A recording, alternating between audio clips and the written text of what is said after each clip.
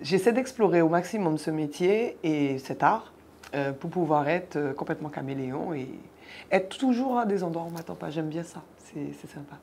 Théâtre ou cinéma, les deux. Mais plus théâtre parce que théâtre, ça vit.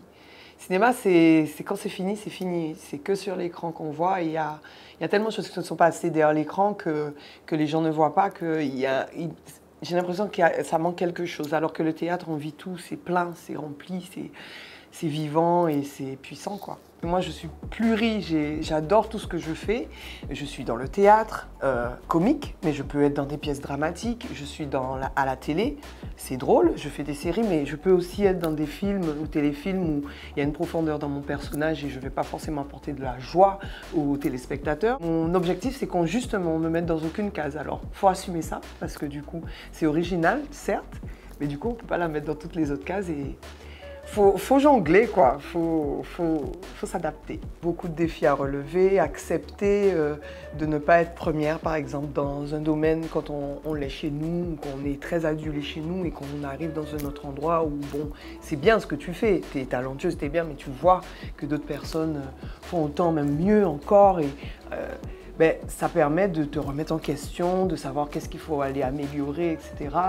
Quand j'ai joué dans Comme des gosses sur M6 avec des pointures, j'étais très très fière, mais par exemple cette fierté, cette joie que j'avais, qui était énorme, n'était pas partagée forcément par mon public qui a l'habitude de me voir dans d'autres sphères. Il faut travailler avec le doute, il faut travailler avec les peurs, il faut travailler avec la tristesse des fois d'être seul, parce qu'on est très souvent seul en fait.